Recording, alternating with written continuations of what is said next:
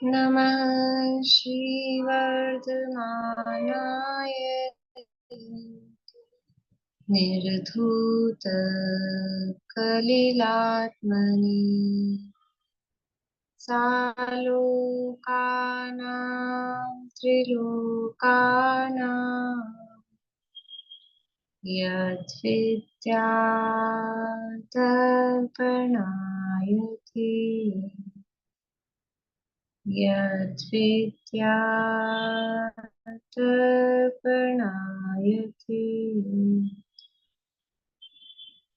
सकल पाप मल प्रक्षालक श्रीवर्धमान को करुणामय लोकालोक प्रकाशित करें जिनकी विद्या है दर्पण जिनकी विद्या है दर्पण।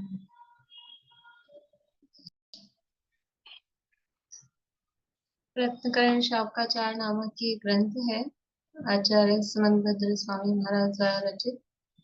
इसके अंतर्गत पंचम शिक्षाव्रत अधिकार चल रहा है। मुनि बनने की शिक्षा देने का यह अधिकार है और 4 तरह से यहाँ शिक्षाव्रत बताए गए हैं: देशावकाशिक, सामायिक, प्रोषदोपवास और वैयाव्रत। वैयाव्रत के अंतर्गत मुख्य रूप से दान को वैयाव्रत लिया गया है और पात्रों को उत्तम, मध्यम, जघन्य 3 प्रकार के पात्रों को 4 प्रकार का दान देना, वो मुख्य रूप से वैयाव्रत कहा। और फिर उनकी सेवा शुश्रूषा इत्यादि आवश्यकता अनुसार करना, वो भी वैयाव्रत है। फिर इसी के अंतर्गत वैयाव्रत में ही जो जिनेंद्र भगवान की पूजन है, फिर जिनेंद्र भगवान की वैयाव्रत क्या करें कि उनकी गुणों का स्मरण करना और उनके बताए हुए मार्ग पर चलना, यही उनकी वास्तव में वैयाव्रत है।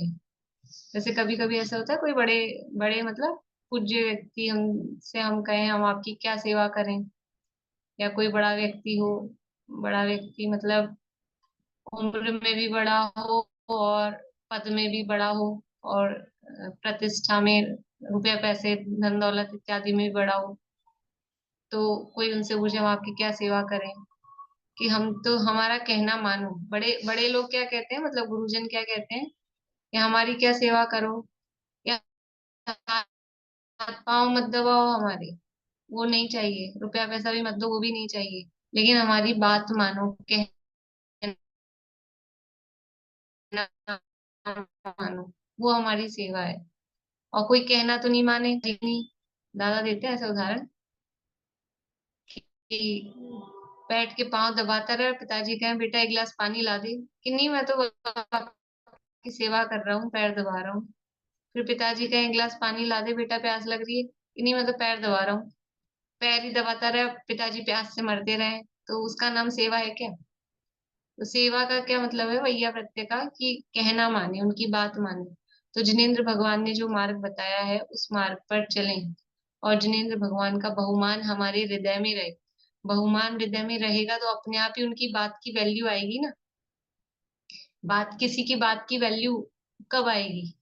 कि भाई उनके प्रति बहुमान आएगा, तो वो जिनेंद्र भगवान का बहुमान लाएंगे अंदर से, ये उनके वैया व्रत है। क्योंकि वो बहुमान आएगा तो उन्होंने जो मुक्ति का मार्ग बताया है, उस मुक्ति के मार्ग पर चलकर हम भी स्वयं जिनेंद्र बन जाएंगे।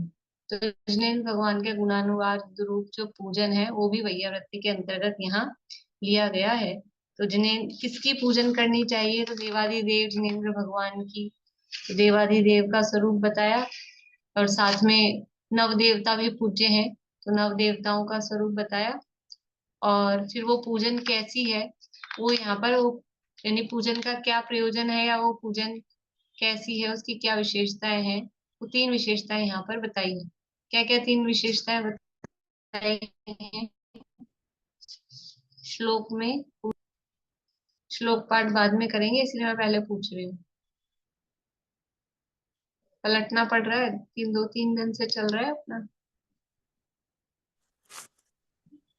सब दुखों को हरने वाली है और सभी इच्छाओं को पूरा करने वाली है और कर्मों का नाश करने वाली।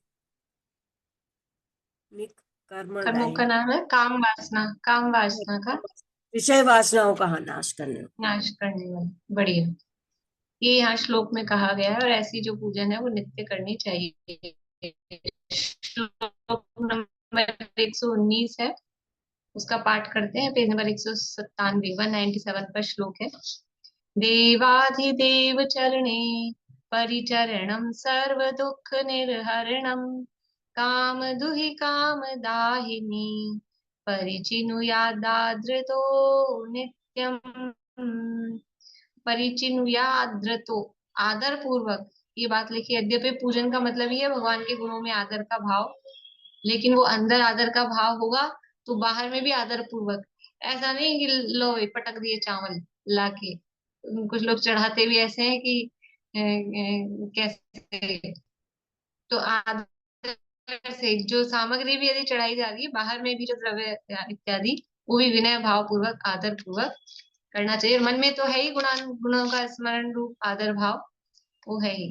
कल हमने पूजन के प्रकार देखे थे, पूजा कितने प्रकार की होती है, कोई बताएंगे? नाम नाम बताने केवल, कल जो हमने अलग अलग तरह से पूजन के टाइप्स देखे थे। बोलिए कविता जी।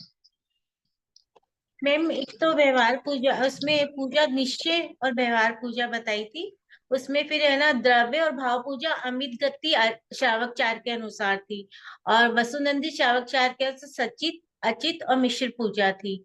और जिसमें ना जिसमें सचित में साक्षात भगवान विराजमान होते हैं, समूह शरण में जैसे होते हैं साक्षात विराजमान, उनकी पूजा करना। अचित में जैसे जिन प्रतिमाएं होती है या शास्त्र होते हैं उनकी पूजा करना। और इसमें मिश्र में आएगा जहाँ पे साक्षात भगवान भी विराजमान हो, शास्त्र भी हो, और मतलब प्रतिमाएं भी विराजमान हो, ये हुआ। और उसके बाद में 5 प्रकार से बताए थे। उसमें सदा अर्चन पूजन बताई थी, और चतुर्मुख पूजा बताई थी, कल्पद्रुप पूजा बताई थी, अष्टानिका पूजा बताई थी, और इंद्रध्वज पूजा बताई थी। तो सद अर्च पूजा में तो अष्ट द्रव्य से पूजा की जाती है। और या जैसे जिन मंदिर या प्रतिमा जहाँ पे विराजमान कराना, जिन मंदिर को स्थान देना, और मुनिराज को आहार कराना। और चतुर्मुख पूजा में मुकुटबंद राजाओं द्वारा किया जाती है पूजा। उसके बाद कल्पद्रुप पूजा में चक्रवर्ती के द्वारा की जाती है। और अष्टानिका पूजा में वो चारों दिश जो होते हैं, अष्टानिका में नंदीश्वर द्वीप में 6 घंटे के अंतराल से देवताएं पूजा करते हैं, वैमानिक ये देव जो होते हैं ये सारे। और इंद्रध्वज पूजा में मतलब ध्वज जो इंद्रों के द्वारा ध्वज की स्थापना की जाती है। कहाँ पर ध्वजों की आकृति स्थापना? जिनालय होते हैं, आकृति मध्य जिनालय लोक, मध्य लोक के अकृत्यम जिनालयों। बहुत ठीक बढ़िया, है। बहुत अच्छा। पूरी क्लास का सार बता दिए, बहुत बढ़िया। ये कल हमने देखे थे। जो चतुर्मुख पूजा है उसको सर्वतोभद्र पूजा और सदार्चन पूजा को नित्य नियम या नित्य महापूजा भी कहते हैं। ये इसके और नाम है। अब आगे 6 प्रकार से और पूजन के भेद यहाँ पर बताए गए हैं। ये जो 6 प्रकार के पूजन के भेद है, ये आगे जो छठ आवश्यक वगैरह मुनिराजों के आएंगे, वो उसमें भी ये इसी प्रकार से 6 भेद आई है। रत्न शावकाचार में विभावना अधिकार में, वहां पे भी सामायिक आदि के संबंध में इस तरह से 6 भेद अनेक जगह किए जाते हैं। और ये वसुनंदी शावकाचार में ये द्रव्य पूजा के 6, ये जितने भी अब भेद चल रहे हैं द्रव्य पूजा के अथवा व्यवहार पूजा के, 2 प्रकार से पूजा की थी, निश्चय पूजा और व्यवहार पूजा। तो ये व्यवहार पूजा के ये सारे भेद चल रहे हैं। नाम नाम पूजा, स्थापना पूजा, द्रव्य पूजा, भाव पूजा, क्षेत्र पूजा और काल पूजा। मतलब नाम, स्थापना, द्रव्य, क्षेत्र, काल, भाव, ऐसे 4 तो निक्षेप है। नाम, स्थापना, द्रव्य, भाव 4 निक्षेप है, और उसमें क्षेत्र और काल और जोड़ना है। तो वो द्रव्य, क्षेत्र, काल, भाव होता है एक चतुष्टय, और फिर नाम और स्थापना साथ में। नाम पूजे का मतलब क्या है कि अनंत आदि भगवान के नाम का स्मरण करना। जैसे हमने बोला महावीर भगवान की जय हो, नाम का स्मरण करना, महावीराय नमः। महावीराय नमः का भी मतलब क्या है? महावीर भगवान को नमस्कार हो, महावीर भगवान की जय हो। तो नाम स्मरण करके जो द्रव्य से अगर कर रहे हैं तो पुष्प क्षेपण करना, अकेला अर्घ लेकर या नाम लेकर, जैसे महाअर्घ में केवल नाम नाम लिए हमने, तो इस तरह से वो नाम पूजा कहलाती है।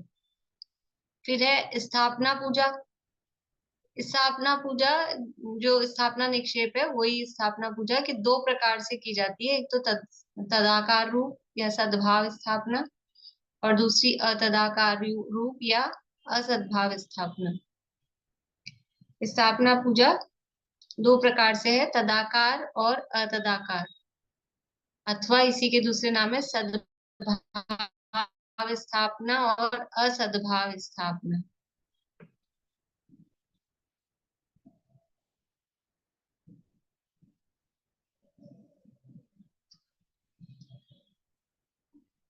तो भगवान के आकार, जैसे संवर्षण में भगवान विराजमान है पुरुषाकार रूप से, उसी तरह से जिन प्रतिमा विराजमान करके उसमें भगवान की स्थापना करना, वो तो है सद्भाव स्थापना या तदाकार स्थापना। जैसे हम भगवान की जो प्रतिमा विराजमान करते हैं वो कैसे करते हैं कि जिस आकार में समर्षण में भगवान साक्षात विराजमान है वैसे ही भगवान की स्थापना करते हैं, तो वो तदाकार या सद्भाव स्थापना होती है। और जैसे भगवान की आकृति है वैसी वस्तु नहीं, किसी अन्य वस्तु में भगवान की स्थापना करके, या समझ लो ये जैसे हमने अष्ट द्रव्यों में स्थापना की कि चिटक में हमने नैवेद्य की, पीले चावलों में पुष्प की, ये स्थापना करते हैं ना, मान ही तो लेते हैं पीले चावल कोई पुष्प थोड़ी ना है।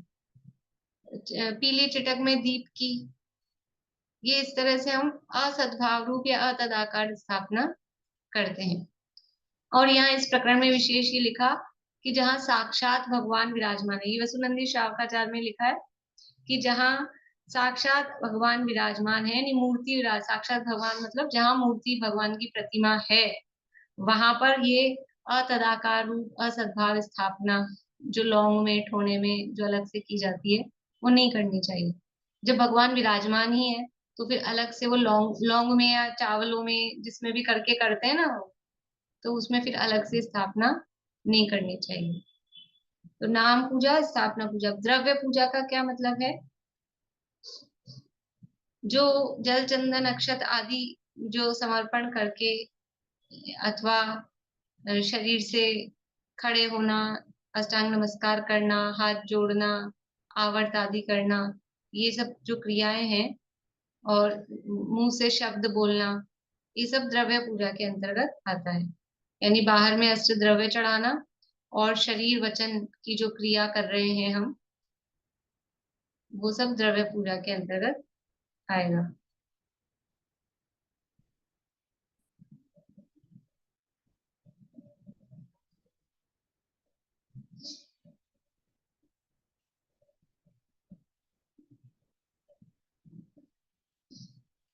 फिर है भाव पूजा। अनंत आदि अनंत परमेष्टि के जो अनंत चतुष्टय आदि गुण हैं, उन गुणों का स्मरण करना, वो कहलाती है निश्चय से वास्तव में भाव पूजा। अनंत भगवान के अनंत चतुष्टय आदि गुणों का स्मरण करना,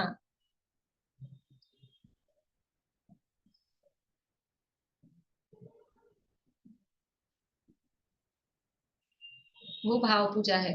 अथवा पिंडस्थ पदस्थ रूपस्थ रूपातीत, ये जो चार प्रकार के ध्यान है, धर्म ध्यान, वो भी भाव पूजा के अंतर्गत आते हैं। पिंडस्थ ध्यान पदस्थ ध्यान के अंतर्गत क्या है, वो भी अनंत आदि के स्वरूप का विचार किया जाता है। जो अपने द्रव्य संग्रह में गाथा है थी, पणती से 16 अनंत आदि के स्वरूप का विचार करना, वहां ध्यान, वहां पे प्रकरण भी था और ध्यान का स्वरूप भी बताया था। अनंत के स्वरूप का विचार करो, चिंतन करो, अनंत भगवान कैसे हैं, संवर्षण में विराजमान है। तो इस तरह से पदों में, पंच परमेष्टि के पदों में, और अक्षर 5 अक्षर वाला मंत्र, 36 अक्षर वाला मंत्र, ऐसा अलग अलग तरह से 35 अक्षर वाला मंत्र, तो वो मंत्रों का स्मरण करना, ये सब भाव पूजा। बोलिए। ये कौन सा दोहा है ये? कौन सा दोहा? ये जो पढ़ा रही हैं अभी कौन सा है? ये तो मैं अलग से पढ़ा रही हूँ, यहाँ इसमें नहीं। अच्छा।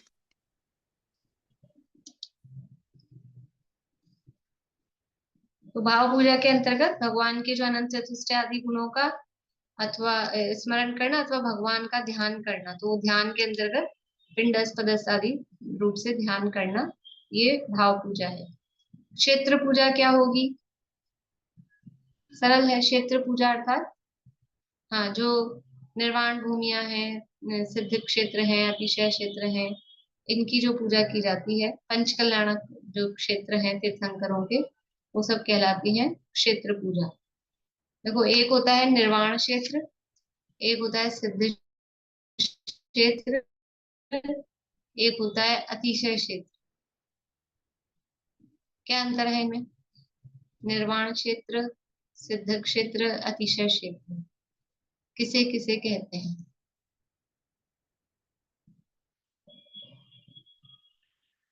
बोलिए नीता जी। निर्वाण क्षेत्र का मतलब जहाँ से भगवान का मोक्ष होता है, वो मोक्ष हुआ, निर्वाण हुआ, नहीं? अतिशय क्षेत्र मतलब और जहाँ से सिद्ध भगवान क्षेत्र? प्रकट। सिद्ध क्षेत्र तो हो गया जहाँ भगवान का मोक्ष हुआ वहां से। और निर्वाण क्षेत्र? जब भगवान के चार सिद्ध कल्याणक क्षेत्र, होते निर्वाण क्षेत्र, हैं, कल्याणक होते हैं भगवान के, बाकी कल्याणक भी होंगे, वो निर्वाण क्षेत्र। वो निर्वाण क्षेत्र में आएगा ना, वो कंफ्यूज। और अतिशय क्षेत्र? अतिशय जहाँ और भगवान खुद अतिशय प्रकट होते क्षेत्र? हैं, जहाँ बहुत जहाँ कुछ नए नए, जहाँ भगवान प्रकट होते हैं, जैसे महावीर जी, तेजारा जी, चमत्कार हुए हो। हाँ, चमत्कार होते हैं। हाँ, ठीक है, मुझे इसी उत्तर की अपेक्षा थी। बाकी ये पूर्णिमा आंटी उत्साहित हो रहे हैं, बोलिए। यही मतलब जहाँ से तीर्थंकर आदि मोक्ष जाते वो निर्वाण क्षेत्र, सामान्य केवली मोक्ष जाते वो सिद्ध क्षेत्र, और जहाँ पर पंच कल्याणक वगैरह हुए वो अतिशय क्षेत्र आएगा। चार कल्याणक होते, बाकी के हाँ, चार कल्याण।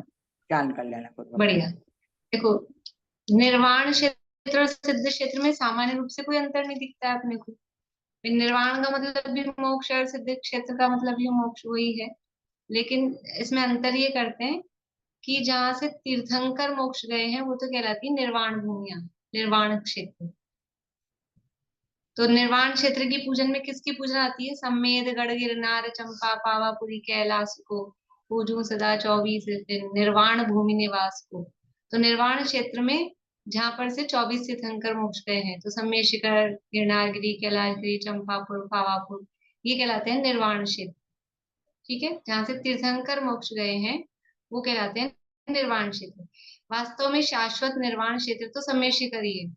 इस बार ये हुंडा सर्पणी काल है, इसलिए 5-5 हो गई निर्वाण भूमियां। अदरवाइज निर्वाण भूमि यानी तीर्थंकर जहां से मुक्त जाते हैं वो अकेला समय शिखर ही होता है। और सिद्ध क्षेत्र क्या है? कि जहाँ से अन्य मुनिराज, अन्य केवली तीर्थंकरों के अलावा जो सामान्य भगवान जहाँ से मोक्ष गए हैं वो कहलाते हैं सिद्ध क्षेत्र।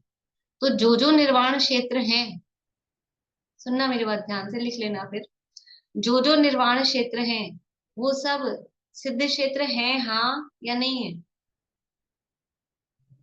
जो निर्वाण क्षेत्र है वो सब सिद्ध क्षेत्र हैं, हाँ। शीला भाभी है? हाँ, आप इधर गर्दन तो हाँ में हिला रहे हो, जवाब ना में दे रहे हो। उंगली में गड़बड़ हो गई है, क्योंकि हम देखते हैं ना समय शिखर की एक एक टोक से इतने करोड़ मुनिराज हर टोक से मोक्ष गए हैं। तो जो निर्वाण क्षेत्र है वो सिद्ध क्षेत्र तो है ही है, लेकिन जो सिद्ध क्षेत्र है वो निर्वाण क्षेत्र हो ही हो ये जरूरी नहीं है, क्योंकि अब सिद्ध क्षेत्र कौन से होंगे कि गजबंता है, वहां से बलभद्र मोक्ष गए हैं, मांगी तुंगी है, और जो भी सोनागिरी है, द्रोणगिरी, अपने और जो भी जगह है जहां जहां से अनेक मुनिराज मोक्ष गए हैं वो सब कहलाते हैं सिद्ध क्षेत्र। तो जहां से सामान्य अरहंत भगवान या सामान्य मुनिराज मोक्ष जाते हैं वो सिद्ध क्षेत्र कहलाता है, और जहां से तीर्थंकर मोक्ष जाते हैं वो निर्वाण क्षेत्र कहलाता है।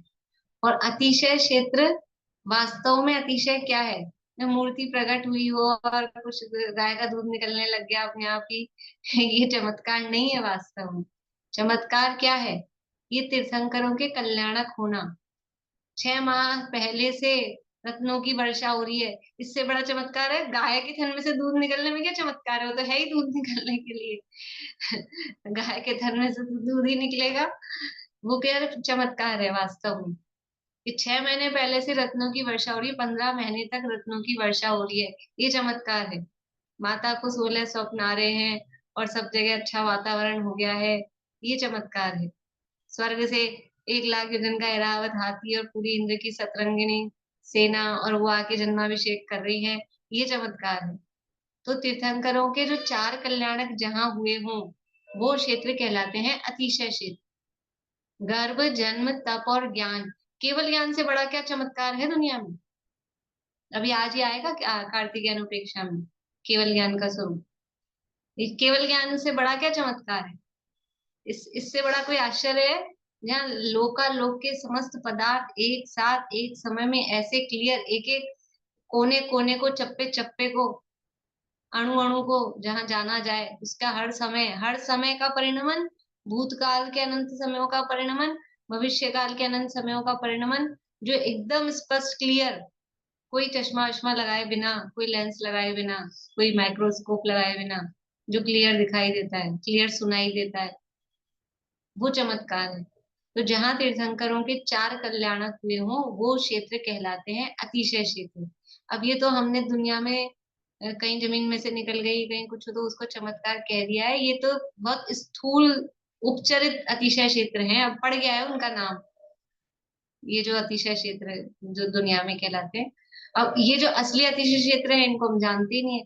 अतिशय क्षेत्र है जहाँ कल्याणक हुए हैं भगवान के, जैसे सोना नहीं, ज्ञान कल्याणक जहाँ हुआ हो, दीक्षा कल्याणक जैसे गिरनार जी में। अब वो ज्यादातर ऐसे हैं कि तीर्थ क्षेत्र, अतिशय क्षेत्र, चंपापुरी है, वहां वासुदेव जी भगवान के 4 कल्याणक, 5वें कल्याणक हुए हैं।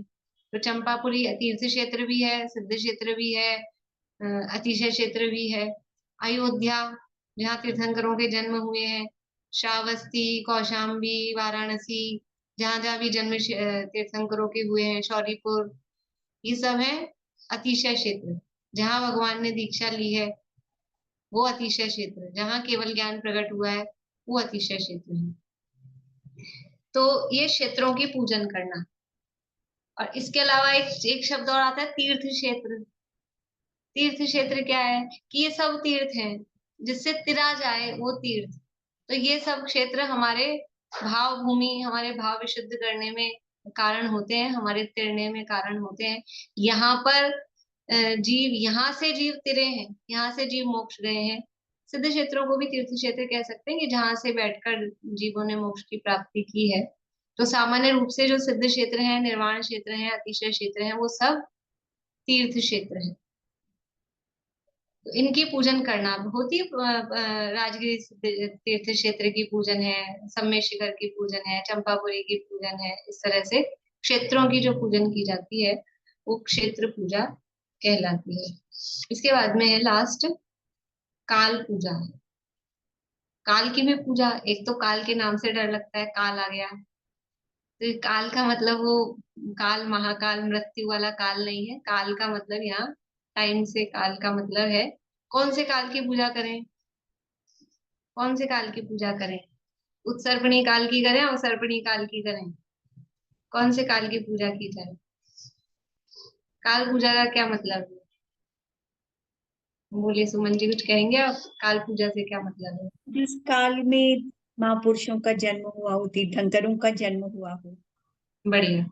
जहाँ जिस काल में पंच कल्याणक हुए हो, तो तीर्थंकरों के पंच कल्याणकों की तिथियां, ये हमने दीपावली के दिन, कार्तिक कृष्ण अमावस्या के दिन महावीर भगवान की पूजन की। ये कौन सी पूजन है? ये काल पूजन। ये काल पूजन की उस दिन उनका मोक्ष हुआ था, निर्वाण हुआ था ना। तो हमने उस तिथि के आधार पर चैत्र शुक्ला त्रयोदशी के दिन महावीर भगवान की पूजन की। ये उस तिथि पर्टिकुलर, ऐसे हम कर रहे हैं तो ठीक है, लेकिन उस पर्टिकुलर दिन पर कि आज ये दिन है, तो इस तिथि के आधार पर वो पूजन करना। जो जो भी तीर्थंकरों के कल्याणक होते हैं तो कल्याणों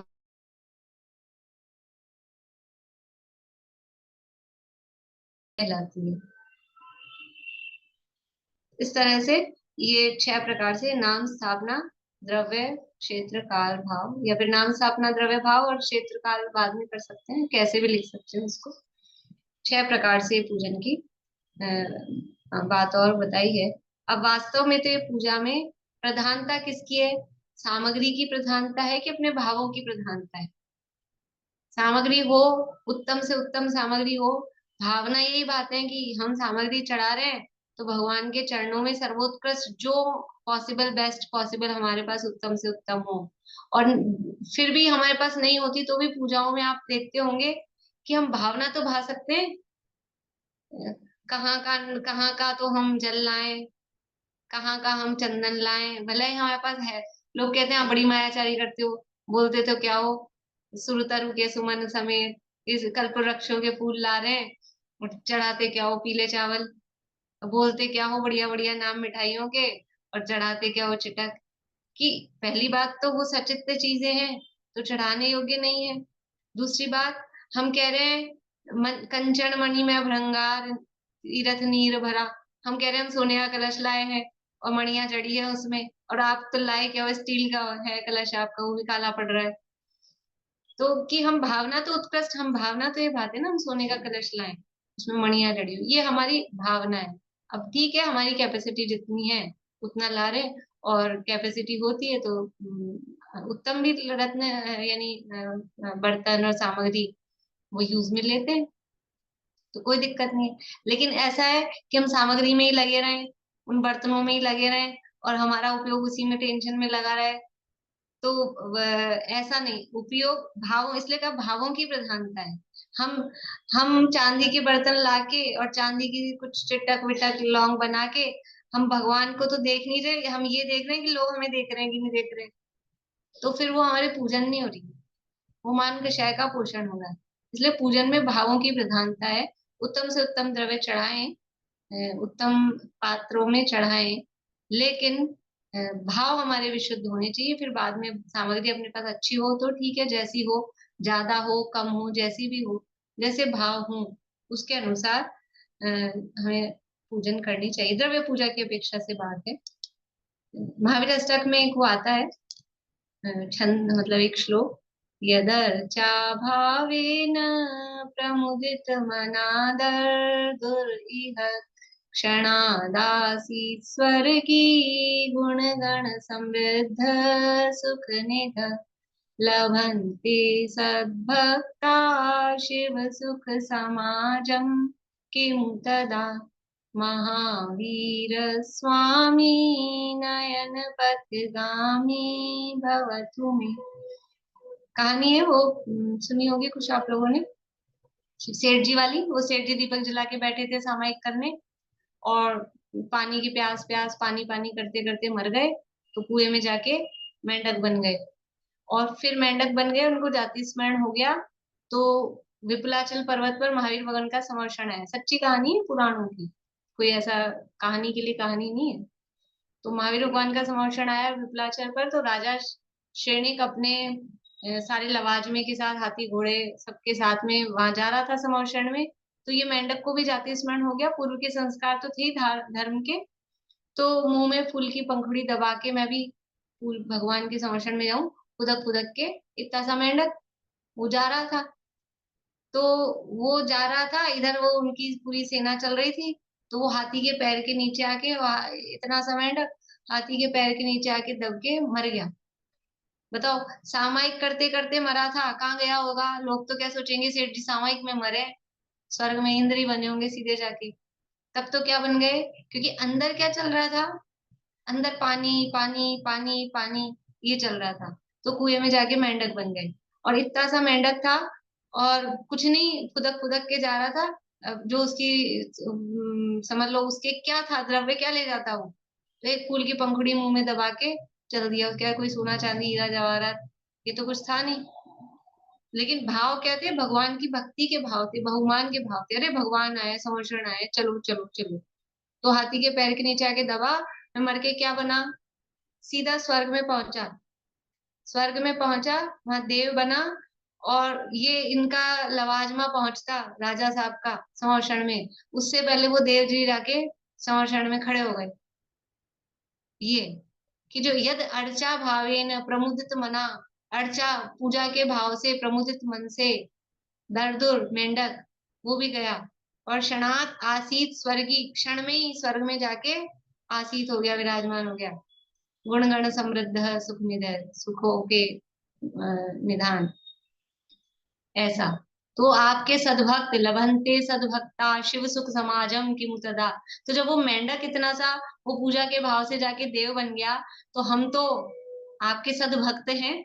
सद्भक्त हैं कि असद को भक्त हैं, क्या है, कम भक्त हैं। सद्भक्त हैं, सद्भावना पूर्वक अपने गुणों की प्राप्ति करने की भावना से आपके पास आ रहे हैं। तो हम क्यों ना शिव सुख समाजम, हम मोक्ष सुख की प्राप्ति क्यों नहीं करेंगे। हे महावीर भगवान, आप मेरे नयन पथगामी बनो, ऐसा वहां कहा है। तो मतलब इससे बताना क्या है, भावों की प्रधानता है, सामग्री की प्रधानता नहीं है। तो सामग्री हो, अच्छी हो, इसका मतलब ये नहीं है कि फिर हमारे पास है भी तो भी, जो भी हो, जैसे जिसके भाव हो, परिणाम हो, उसमें कोई बात नहीं है। लेकिन सामग्री के प्रति पर भाव विशुद्ध होने चाहिए, भावों की प्रधानता है, ये यहाँ कहना चाहते हैं। बोलिए कविता जी। मैम जी, स्थापना करते तो लोंग से या अक्षर से किसी से भी कर सकते हैं? हाँ, वो तो स्थापना के जो अत्र अवतर अवतर अत्र समुद्र अत्र तिष्ठ तिष्ठ तिष्ठ अत्र मम सन्निध, ये बोल के पुष्प क्षेपण कर देने चाहिए। मतलब वो फोने में अलग से अगर लौंग भी चढ़ा रहे हैं तो वही थाली में फोने में अलग से करने में वो भाव वो आता है ना कि ये हमने भगवान मान के इनको विराजमान किया। तो ऐसे अतदाकार रूप स्थापना नहीं होती है भगवान की। मैम एक नंदीश्वर दीप का भी बता दीजिए थोड़ा सा। नंदीश्वर दीप की रचना अगर आपको समझनी तो अपने सत्वार सूत्र में आएगी। अभी अच्छा। कुछ बस ये हो जाए, धात्री खंड पूरा हो जाएगा, उसके बाद में क्या है, मतलब एक आध क्लास बाद आ ही जाएगी। ठीक। ठीक है ना। मैम जो आपने स्थापना का कहा, जो समोसरण में विराजित जो भगवान है साक्षात, उनके सामने स्थापना के लिए मतलब स्थापना नहीं करनी चाहिए कि जो प्रतिमा आर्यंत भगवान के मंदिर में प्रतिमा उनके प्रतिमा सामने, प्रतिमा के सामने। मतलब जो ठोने पे स्थापना नहीं करनी चाहिए लौंग से ये जो अपन नमोकार की पूजा या भक्तामर की पूजा, तत्वार सूत्र की और समय सार की, ये जो पूजा है वो किस श्रेणी में आएंगी अंतर्गत? ये जैसे तो सिर्फ नमोकार की पूजा है, तो पंच परमेष्टि की पूजा है। हाँ, भक्तामर की और पूजा है वो असमय आदिनाथ भगवान की पूजा है। आना भक्तामर खुद आदिनाथ भगवान की पूजा है। भक्तामर स्तोत्र मतलब आदिनाथ भगवान की स्तुति, नाम तो स्तुति उसका आदिनाथ स्तोत्र है। वो तो भक्तामर पहला वर्ड है, इसलिए उसका नाम भक्तामर पड़ गया है, स्तोत्र का नाम है तो आदिनाथ भगवान का स्तोत्र ना। करो। तो वो तो भगवंतों की, वो तो पंच परमेष्टि आदिनाथ भगवान, जो भी पार्श्वनाथ भगवान, उन्हीं की। हाँ, तत्वार सूत्र भी, समय सार तो भी। तत्वार सूत्र की है तो वो शास्त्र की पूजन है। शास्त्र की पूजन करते ही ना, देव शास्त्र गुरु में शास्त्र बोल ही वेद रहे हैं, शास्त्र वो शास्त्र की पूजन है, कोई दिक्कत नहीं। और समय सार की भी वही होगी। बिल्कुल।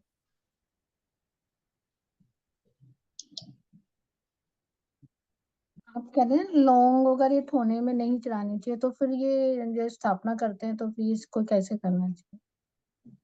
बोला ना मैंने, वो मंत्र बोल के थाली में पुष्प क्षेपण कर दें। अच्छा, लौंग की जगह, ठीक है।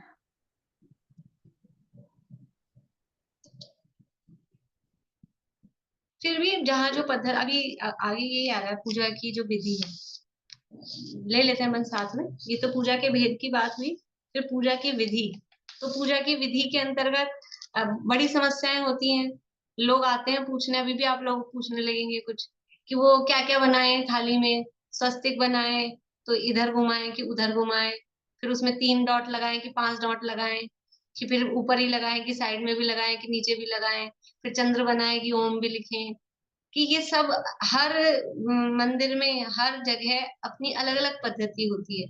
मंदिर का हो, कम्युनिटी मतलब समाज, समाज मीन्स जैनों में भी थोड़े अलग अलग वो रहते हैं ना, अभी किस एरिया में तो कहाँ क्या पद्धति चल रही है, इसमें ज्यादा कोई उलझने वाली बात नहीं है। वो तो एक हमारा ये उससे ये रहता है, वो जो भी हमने स्वस्तिक बनाया, ओम लिखा, कि वो उसके उसके हम व्याख्या भी करेंगे कि इसका ये प्रतीक है, स्वस्तिक है वो चतुर्गति का प्रतीक है, फिर वो बाहर निकल रहा है तो उससे निकलने का प्रतीक है, फिर 3 डॉट रत्नत्रय की प्रतीक है, फिर चंद्र बिंदी बना रहे हैं तो वो सिद्धशिला का प्रतीक है, और उसमें डॉट लगा रहे हैं तो वो जीव का प्रतीक है। तो वो उसको व्याख्या भी करेंगे और ठीक भी है वो बात। लेकिन फिर भी अब उसमें इधर बिंदी लगानी है कि उधर बिंदी लगानी है कि नीचे लगानी है कि ऊपर लगानी है कि 4 लगानी है कि 3 लगानी है, कि जहाँ जो पद्धति चल रही हो उसमें बहुत ज्यादा कोई फर्क नहीं पड़ने वाला है। वो केवल हमारी मान्यता ये हो जाएगी, ये वाली जो थाली है इसमें हम अपना द्रव्य चढ़ा रहे हैं, तो वो हमने उस रूप से उसको स्थापित किया है, तो कुछ उसमें हमने ये बना दिया है, तो ऐसा अपना एक हो जाता है ना, एक आप यूं ही चढ़ाने लगे, तो हमने वो उस थाली की भी एक स्थापना की कि इसमें हम द्रव्य चढ़ाएंगे।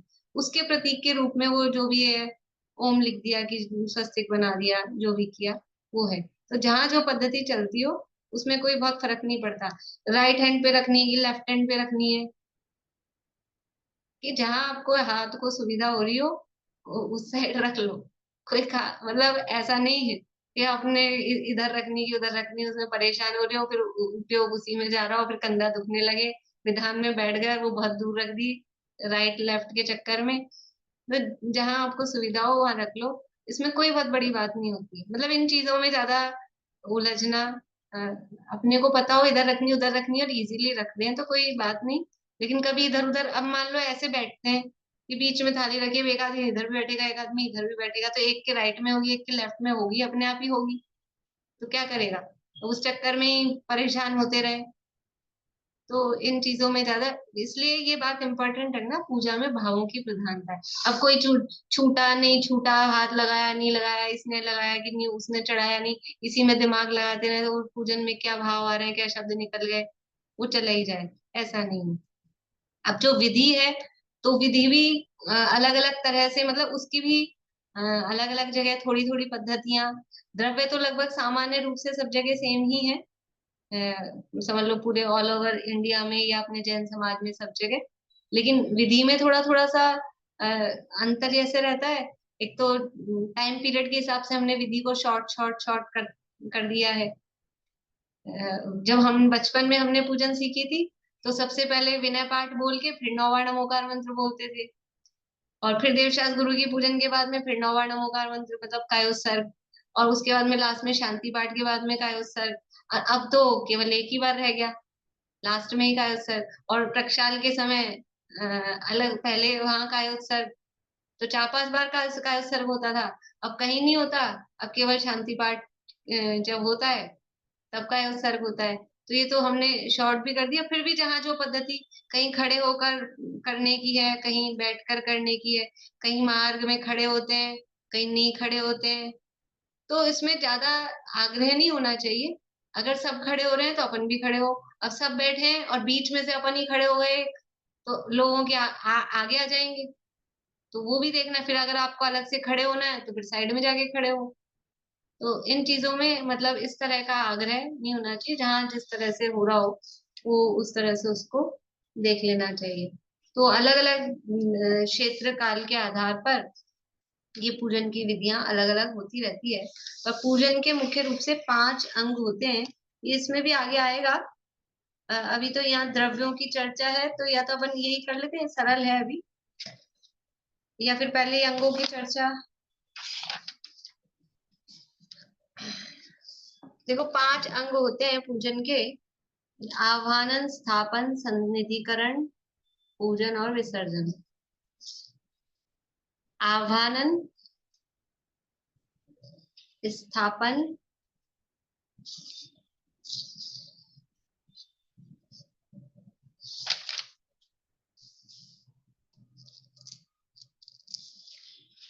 सन्निधिकरण,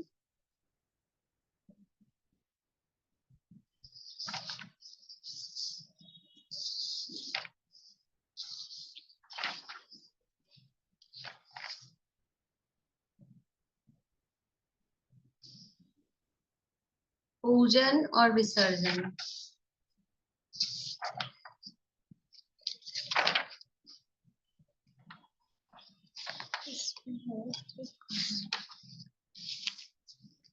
आह्वानन का क्या मतलब है कि अपने भाव जुड़े पूजन में, सबसे पहले आह्वान करते हैं भगवान का, तो भगवान को बुलाना। आह्वानन का मतलब सीधा होता है आह्वान करना, बुलाना। तो भगवान को बुलाने का क्या मतलब है, भगवान उतर के आएंगे क्या? भगवान उतर के आएंगे क्या? वो तो मोक्ष स्थल में वहां सिद्धशिला में विराजमान, सिद्धालय में, वो तो उतर के आएंगे नहीं। तो क्या करना है कि हमारे भावों का आह्वान कर रहे हैं। वास्तव में आह्वान किसका है? आह्वान अपने भावों का है कि हमारे भाव अब इस भगवान के गुणानुवाद में जुड़े, वो आह्वानन है। फिर स्थापन, आह्वानन कैसे करते हैं? आइए आइए, जैसे कोई आएगा मेहमान तो क्या बोलते हैं हम? आइए साहब, आइए आइए आइए। तो ये सबसे पहले हुआ, ये जो हमने कहा ना आइए आइए आइए, ये आह्वानन। फिर विराजिए विराजिए, यह है स्थापन। तो भगवान को बोल रहे हैं अत्र अवतर अवतर अवतर, आइए आइए आइए। फिर अत्र तिष्ठ तिष्ठ तिष्ठ, बैठिए। तो अपने भावों को हमने भगवान के साथ जोड़ा और उन भावों को कह रहे हैं यहाँ बैठे रहो, भावों को कह रहे हैं ये भाव जमो, ये भाव हमारे बने रहे, ये अत्र तिष्ठ तिष्ठ। और फिर अत्र ठ ठ, अत्र तिष्ठ तिष्ठ ठ ठ, और अत्र मम सन्निहितो। फिर वो बैठते हैं तो इधर आइए ना, अच्छे से बैठिए ना पास में। कोई थोड़ा ऐसा फॉर्मल होके बैठ जाए तो क्या कहते हैं? अरे आराम से अच्छे से बैठिए, यहाँ पास आके बैठिए, सोफा पे बैठिए। तो वो कह रहे हैं अत्र मम सन्निहितो, मेरे निकट आओ। तो भगवान तो जहाँ है वहां है, भगवान उतर के नहीं लाए आएंगे, हमारे भावों में भगवान आए, हमारे भावों में भगवान बैठे और हमारे निकट बैठे हैं। भावों, भगवान से हमारे भाव जुड़े। भगवान से जुड़े का मतलब क्या है? भगवान के गुणों में हमारा उपयोग रमे, उसी का नाम आह्वानन है, उसी का नाम स्थापन है, उसी का नाम सन्निधिकरण है। और दूसरा कोई ठोनों में कितनी लौंग चढ़ानी, कैसी लौंग चढ़ानी, सीधी चढ़ानी, टेढ़ी चढ़ानी, साबुत चावल, टूटे चावल, 3 चढ़ा रहे हैं, 9 चढ़ा रहे हैं, उससे कुछ नहीं होता है। हमारे भाव लौंग में जुड़ रहे हैं कि भगवान में जुड़ रहे हैं? हमारे भाव किस में जुड़ रहे हैं? हमारे भाव तो लौंग में जुड़ जाते हैं। कितनी चढ़ाई, कैसी चढ़ाई, अच्छी मिली, बुरी मिली, कैसी मिली। तो लौंग में भगवान जोड़ना नहीं है। ये आह्वान स्थापन सन्निधिकरण ये अपने भावों का है, ये ध्यान रखने वाली बात है। कि सबसे पहले ये कहा ना, अब भाव, जैसे मंदिर में प्रवेश करते ही गेट पे ही क्या बोलते हैं? निस्सई निस्सई निस्सई, कि ये बाहरी संसारिक भावों का निषेध, अब दूसरी बातों का विचार नहीं करना। ऐसे ही पूजन की स्टार्टिंग करते, स्टार्टिंग ही कैसे हो रही है कि अब भावों में भगवान के अलावा और कुछ नहीं आना। कि गैस पे दूध रख के आ गई थी, कि घर में क्या हो गया था, कि ये क्या वो क्या, अब वो कुछ नहीं, अब भगवान और मैं, बस, इसके अलावा और कोई तीसरा नहीं। इसका नाम है आह्वान, स्थापन और सन्निधिकरण। तो ये 3 हुए। इसके बाद में है पूजन। तो पूजन जो, अब जो पूजन की चर्चा है वो अपन कल करेंगे, अष्टद्रव्य पूर्वक जो अष्टक पूजन के हैं वो पूजन। और फिर लास्ट में विसर्जन। विसर्जन का मतलब है कि हमने जो पूजन की है तो कुछ लोग विसर्जन के नाम पे वो क्या बोलते हैं कि जो जो आए थे वो सब ते अपने अपने स्थान जाओ, ऐसा कुछ, आए जो जो देवगण ते सब अपने अपने स्थान, ऐसा कुछ बोलते हैं। इसका नाम विसर्जन नहीं। विसर्जन का मतलब है कि हमने जो पूजन की, यद्यपि भाव पूर्वक की, हमने अपने भावों को आह्वान स्थापन सन्निधिकरण करके की, फिर भी क्योंकि उपयोग चंचल है और हम भी अभी समझ लो निचली भूमिका में है, तो जो भी हमारे से क्षमा त्रुटि हो गई हो, भावों की हो गई हो, शब्दों की हो गई हो, काया से जो भी कुछ असावधानी हो गई हो, उन सबकी क्षमा याचना करना, उसका नाम विसर्जन है। भावों का विसर्जन कौन करना चाहेगा? वो तो अपने आप ही विसर्जित हो जाएंगे, वो उठेंगे। पूजा का भाव विसर्जन कर और पाप भाव में पहुंच दिया गया। अब तक की मूरत था भारी, तजनीम हलाहल हाय पिया। वो तो अपने आप होता ही है, अब जाएंगे तो। लेकिन जो कुछ अपराध हो, अपराध मतलब जो कोई दोष हो गया हो पूजन के बीच में, उस दोषों की क्षमा याचना करना, उसका नाम विसर्जन है। और कुछ विसर्जन नहीं है। यानी विसर्जन में भी भाव शुद्धि की प्रधानता है। इस तरह से पूजन के 5 अंग हैं। अब जो चौथा अंग है पूजन, वो पूजन किस प्रकार से होती है, अष्ट द्रव्य क्या होते हैं, तो वो चर्चा अपन कल करेंगे। अभी समय हो गया है।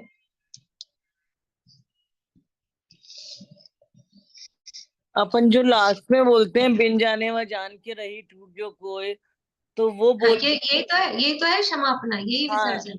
तो वो बोलने के बाद फिर ये नहीं बोलना चाहिए ना, आए जो जो देवगण, ये बिल्कुल नहीं बोले? नहीं नहीं। अच्छा ठीक है। अपने घर में अपन ने किसी मेहमान को बुलाया, हाँ। आइए आइए बैठिए बैठिए, और फिर बोले अब जाओ, अपने घर में शादी का कार्यक्रम हो जाता है, मतलब शादी है तो अपन कार्ड देकर आते हैं निमंत्रण, हाँ, सब हाँ, आते हैं अपने घर, फिर बोलते हैं किसी को भी बोलना पड़ता है कि साहब जाओ शादी हो गई, फेरे हो गए तो नहीं जाओ अपने घर, या अपने नहीं, घर भी चले जाएंगे। ये कोई बोलने वाली बात है? बस अरे खाली बिन जाने में ऐसा जान के बोलना कोई बोल के अच्छा लगता है? हाँ, तो बस ये बिन ऐसा कोई बोला नहीं जाता है। हाँ, बस बिन जाने में जान के बोल के खत्म कर हाँ देना। हाँ नहीं, हाँ। अब तो ये बोलते हैं ते सब मेरे मन बसो 24 भगवान। अब वो बदल दिया, ठीक है, अच्छी बात है। हाँ, अब तो हाँ बदल दिया, ये पहले हाँ, बोलते। चलिए, जय श्री